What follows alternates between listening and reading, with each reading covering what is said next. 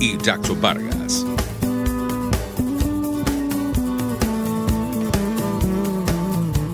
Amigos, bienvenidos como siempre a este su espacio Dosis Alternativa. Les saludamos Jackson Vargas y Marilia García. Recuerden que pueden interactuar con nosotros a través de nuestras redes sociales en Twitter por @RCR750, sintonizarnos en vivo a través del Periscope, Facebook Live y vernos a través de nuestra página web rcr.tv, la radio que se ve.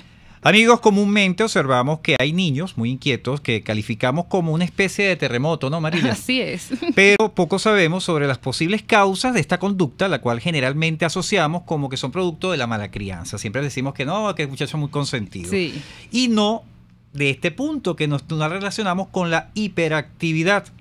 Y precisamente, Marilia, amigos, ese es el tema que vamos a debatir hoy y para ello nos acompaña vía telefónica Yelena Figueroa, psiquiatra infantil y de adolescentes. Bienvenida. Bueno, muchas gracias. Buen día. Doctora, vamos a entrar en detalle en materia que vamos a definir para que nuestro público se ubique en el contexto. ¿Qué es la hiperactividad? ¿Por qué se produce? Sí, bien, la hiperactividad se traduce en excesiva actividad motora. Quiere decir que son estos niños que están en continuo movimiento, corren, saltan, muchas veces cuesta que puedan respetar los límites, medir las consecuencias de algún peligro, ¿verdad?, que esté a su alrededor. Si los llevamos en la calle, en un centro comercial, a veces se resisten a ser tomados de la mano. Eso lo vemos y de mucho. alguna manera también a veces son propensos a accidentes caseros, domésticos, caídas, etcétera. ¿Y a partir de qué edad, doctora? Fíjate, hay un patrón en la infancia en donde hay usualmente inquietud, niños que están en movimiento, sin que esto traduzca un trastorno por déficit de atención e hiperactividad. De igual manera, por eso es importante saber en la etapa del desarrollo evolutivo donde está el niño. Sabemos que un niño de 2 años, 3 años está explorando su entorno, claro, es inquieto, tiene curiosidad. Sin embargo, si este es un patrón que se mantiene a lo largo de toda la infancia, es recurrente, trae consecuencias y hasta un deterioro en el entorno del niño, en el entorno académico. Claro. Cuando el niño ya está en su escolaridad formal, su primer grado, por ejemplo, en un aula donde hay... Estamos hablando de 7 años de edad. ¿Perdón? Estamos hablando de 7 años promedio de edad. Estamos hablando que aparece usualmente a esa edad, a los 7 años, antes de los 7 años de edad. Así es. Entonces, ¿qué vemos? Vemos un niño, por ejemplo, en el aula, donde hay varios patrones importantes. Dificultad para prestar atención, ¿verdad?, a la pizarra, a las habilidades escolares, a las tareas. Dificultad para permanecer sentado en el aula de clase. Se levanta, puede de alguna manera interrumpir el trabajo de los otros compañeritos.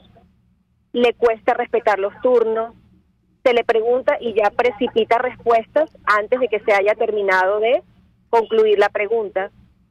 Por lo tanto, aunque son niños muy inteligentes, tienen gran dificultad para la concentración.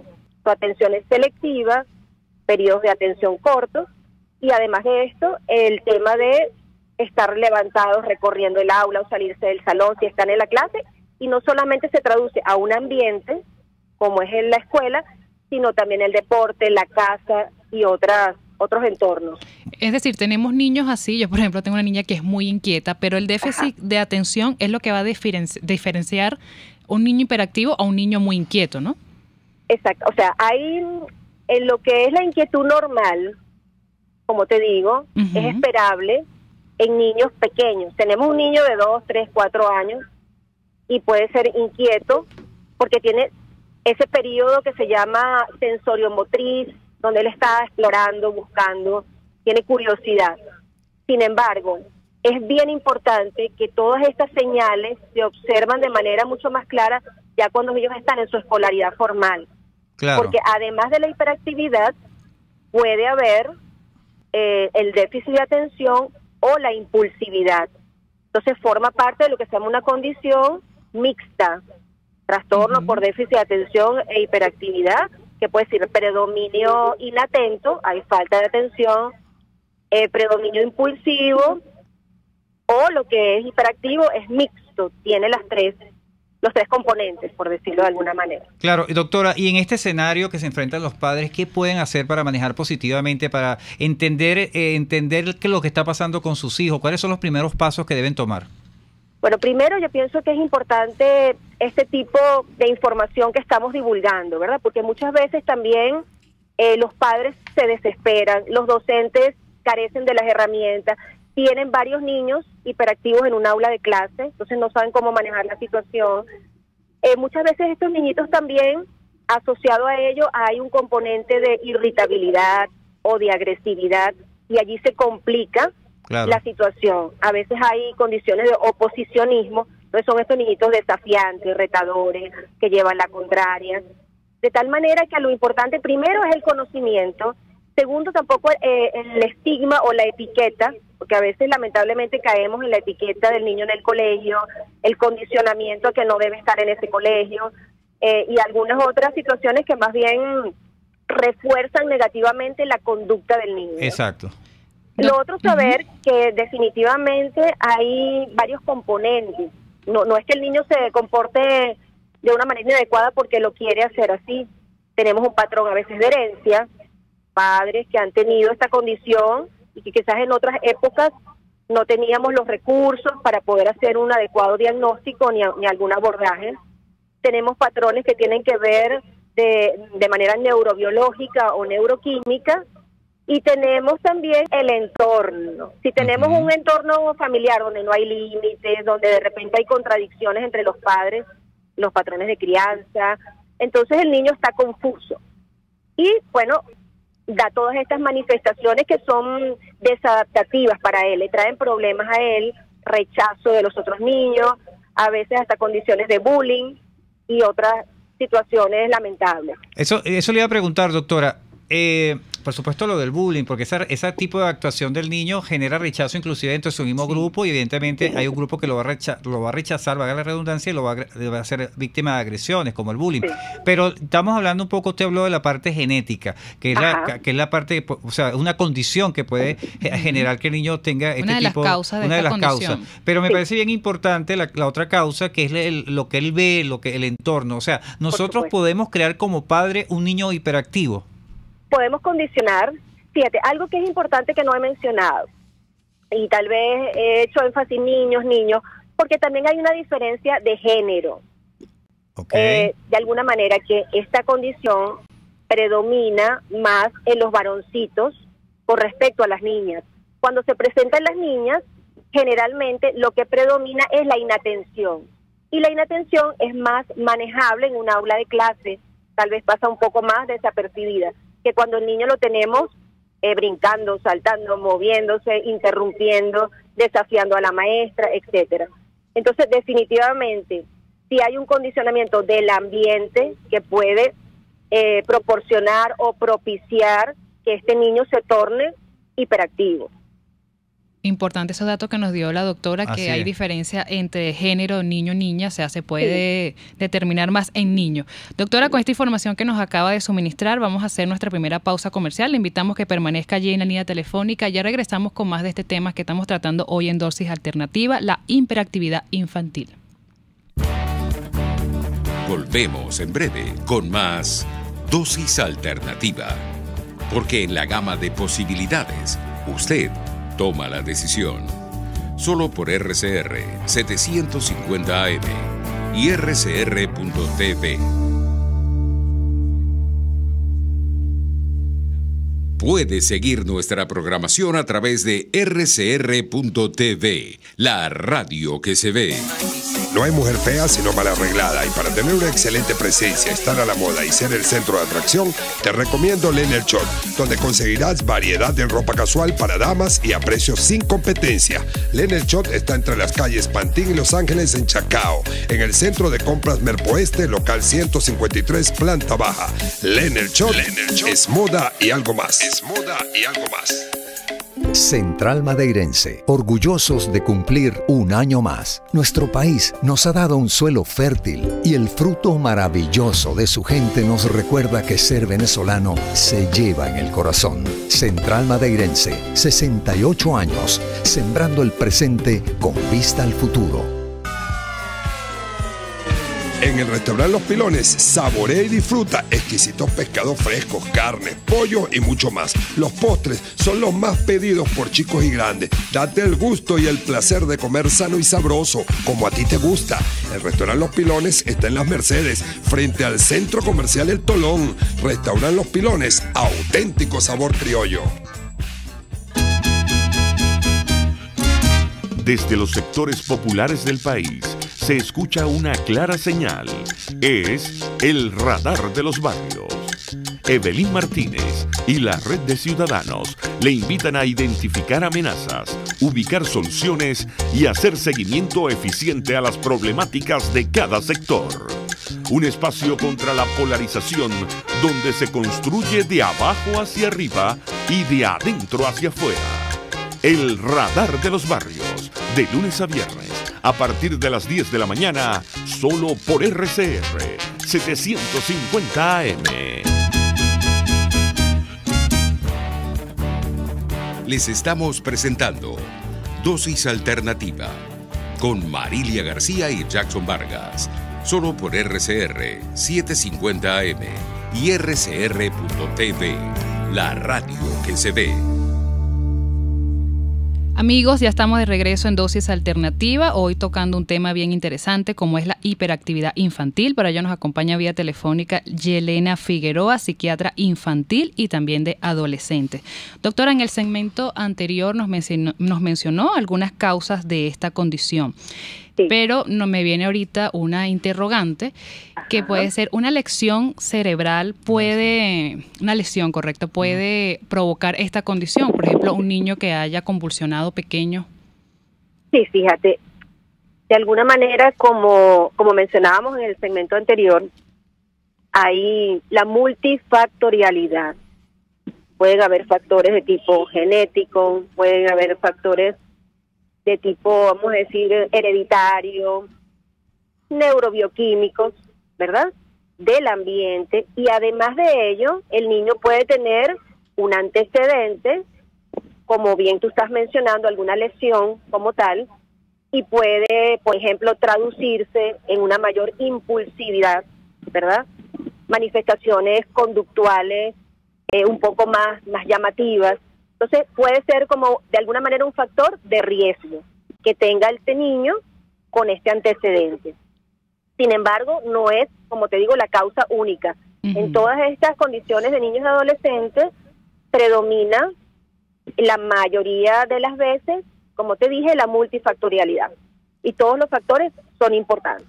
Claro, doctora, y ya entrando a lo que sería enfrentar esta situación por la parte de ustedes, los profesionales, los psicólogos, ¿qué hacen ustedes para corregir esta actividad en el niño, este tipo de deficiencia en todo caso? Claro, fíjate, es importante determinar que los niños con esta condición, el compromiso mayor es lo que se llama las funciones ejecutivas del cerebro. ¿Qué quiere decir eso? Es la capacidad que tenemos nosotros para poder planificar una tarea, comenzarla, mantenerla y culminarla. Claro. Esos pasitos se ven a veces interrumpidos en estos niños. Entonces, el trabajo, en parte, está en, de alguna manera, corregir o ayudar al niño a poder optimizar estas áreas que están un poco débiles. ¿Qué ocurre? Primero, generalmente el que se percata de una manera formal de estos síntomas o estas manifestaciones es, como te decía, el entorno escolar, claro, donde la maestra, el docente, debe describir la conducta del niño, más no colocar un diagnóstico, ¿ok? Porque eso forma parte de una evaluación exhaustiva, como bien decías tú, por el psiquiatra experto en niños, el psicólogo. Muchas veces nos apoyamos también en el neurólogo infantil, terapeuta ocupacional, psicopedagogo, porque a veces hay compromiso de las habilidades escolares, o sea, bajo rendimiento académico, y por supuesto la orientación a los padres. Claro. Entonces nos valemos de una serie de recursos, de allí que el tratamiento es multimodal. Primero, establecer un buen diagnóstico, y luego un abordaje, el cual puede ser de terapia conductual, modificar aquellas conductas que son disruptivas, desadaptativas, y que le están ocasionando problemas al niño y a su entorno, mejorar la capacidad atencional. Damos herramientas que son muy valiosas para el docente, Por ejemplo, un niño que tiene esta condición, no le podemos dar mucha información de manera fluida, sino estructurar la información por partes. Es un niño que se fatiga mentalmente, se fastidia, pues. Correcto. Entonces, le damos pausas, trabajamos con recursos que lo puedan motivar, que lo puedan reforzar positivamente, no lo estamos descalificando, sino de alguna manera esos alcances que él tenga, esos logros, lo felicitamos, lo elogiamos, lo halagamos para que continúe adelante, porque a veces también estos niños pueden ser ansiosos o pueden deprimirse, ¿verdad? Pueden sentirse tristes. Bueno, esa es una parte, ¿verdad? La terapia, vamos a decir, psicológica, conductual, una buena evaluación. Es un equipo multidisciplinario para atender al niño. Un equipo multidisciplinario. Pero allí un poco para que tú continúes, Marila, con tu pregunta, pero yo quiero, antes de que termine la intervención de la doctora, en esta etapa de esta pregunta, es que los maestros cuando forman a un maestro, lo forman en estos conocimientos para determinar que un niño es hiperactivo. Bueno, en su formación académica, ellos deben tener los conocimientos generales, ¿verdad? Claro. De hecho, además de los conocimientos en su formación como tal, en los centros educativos a veces se apoyan en profesionales como nosotros y vamos a dar charlas, talleres, hacemos conferencias en donde se trabaja con esta parte importante de la sociedad y del entorno social del niño. Claro, porque el trabajo del maestro, disculpe que me interrumpa, doctora, es un trabajo psicológico. Sí, y es un trabajo que, fíjate, que es netamente descriptivo. Yo describo la conducta del niño en el aula, llamo a los padres, soy sensible ante esos padres, porque a veces es cómo se transmite la información y los padres tienen muchas veces negación para aceptar una condición que esté presentando su niño. Entonces hay que actuar también con mucha ética, sensibilidad y bueno, cariño hacia ese trabajo que estamos desempeñando, todos los que trabajamos con niños y adolescentes. Así es, doctora. ¿Y es aconsejable que un niño hiperactivo tome medicamentos? Muy importante ese punto. Fíjate. No todos los niños que tienen hiperactividad, trastorno por déficit de atención y hiperactividad, requieren tratamiento farmacológico. Sin embargo, es una opción muy válida, es una opción en donde se trabajan muchos puntos, se le explica a los padres cuál es el motivo por el cual y cuál sería el beneficio de ese tratamiento farmacológico que va a recibir el niño, tratamiento que es aprobado en los niños a partir de los 6 años de edad, ¿verdad? O sea, que son fármacos muy selectivos, muy específicos, que no es para tranquilizar al niño ni para sedarlo. Exacto, porque se habla mucho de que hay que darle sedantes como para mantenerlos tranquilos. Eso es totalmente falso. Okay. Cuando se elige la terapia farmacológica óptima, es precisamente para mejorar la capacidad atencional del niño y también las manifestaciones conductuales que están deteriorando a ese niño en todos los entornos donde él se desempeña. Entonces se hace un trabajo con los padres para poder fortalecer, si fuese necesario medicar al niño, la adherencia al tratamiento.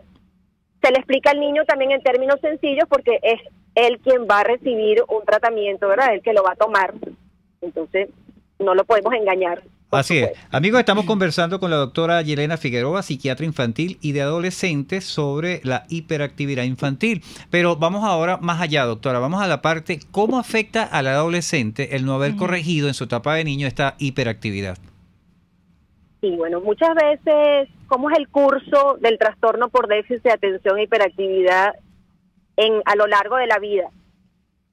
Se espera que en lo que es la infancia, este trastorno va minimizándose, sobre todo lo que son los síntomas de hiperactividad, porque también hay un desarrollo y una madurez neurológica de este niño que se va a convertir en adolescente, y de adolescente a adulto, que ya es otro tema. Entonces, la hiperactividad tiende a disminuir, o sea, es una curva que va en descenso, y lo que puede prevalecer es la inatención. Entonces, claro, indudablemente en el adolescente también lo perjudica, está en un nivel académico mucho más exigente, donde sabemos que están en un entorno académico donde ven 12 materias, 13 materias, tienen muchas competencias que cumplir. Entonces, una de las partes que está afectada es el área escolar. Lo otro es que puede incurrir en accidentes, ¿ok? Si de repente ya tenemos un adolescente tardío que sale a la calle, está cruzando una calle, entonces puede ser distraído, disperso, y eso también puede acarrear consecuencias como las que te estoy mencionando, ¿no? Claro. Sí, porque muchas veces en esa etapa adolescente hay jóvenes que por esa parte que no atienden, no tienen esa facultad de atender por producto de esa hiperactividad que no se le detectó, entonces tienden a decir que no, el muchacho es bruto, el muchacho no. Y resulta que el problema viene de esa raíz, ¿no, doctora? Sí, el problema, hoy en día, yo pienso que tenemos muchas más herramientas, inclusive nosotros trabajamos con instrumentos sencillos, escalas, por ejemplo hay una escala sencillita que se llama la escala de Conner. Entonces un instrumento escrito para llenar como un checklist muy sencillito para los padres, para los docentes, y es una herramienta que no es diagnóstica, pero nos ayuda. Entonces, vamos a decir, tenemos más accesibilidad a poder hacer un buen diagnóstico tomando en cuenta la clínica, las escalas, la comunicación con el docente, la comunicación con los padres, los exámenes neurológicos. Tenemos centros, por ejemplo, en Venezuela y en Caracas, que son gratuitos, con equipos multidisciplinarios, donde es accesible para toda la población. Es bueno ese dato que nos acaba de dar. Doctora, ¿esta condición tiene cura o es tratada? Es tratada, y de hecho tenemos periodos, vamos a decir, de remisión total, donde ya no vamos a tener más síntomas, pero siempre es importante la evolución y estar pendiente, ¿verdad? Ya la persona tiene... Estamos hablando de un adolescente, un adulto, una conciencia de que pasó por una etapa, entonces está mucho más pendiente y ante cualquier síntoma o cualquier inquietud puede recurrir a su ayuda profesional. Así es, doctora, por favor, ya estamos terminando nuestro espacio de sus redes sociales, su número telefónico, por si que seguramente muchas madres, muchas personas están interesadas, que tienen niños con estas características, la puedan contactar. Sí, cómo no. Bueno, mis redes sociales son en Twitter, @HarryPisoCoach, en Instagram, @HarryCoachPiso, y los teléfonos de contacto son 0212-550-1776 y 550-0829. Así es, bueno, le damos las gracias a la doctora Yelena Figueroa, psiquiatra infantil y de adolescentes, por habernos hoy aclarado muchas dudas con respecto a esta condición como es la hiperactividad infantil. Así es, estuvimos trabajando para ustedes en la Dirección General de la Estación, Jaime Nestares. En la gerencia de producción, Wilixa Arcaya. En los controles, César Arteaga. En la producción, Leonel Espinosa. Recuerden seguirnos en nuestras redes sociales, en Twitter por @RCR750 y vernos en vivo a través de nuestra página web rcr.tv, la radio que se ve. Continúen ahora con el Radar de los Barrios. Hasta aquí, esta emisión de Dosis Alternativa. Nosotros le proporcionamos el abanico de posibilidades. Ustedes toman la decisión.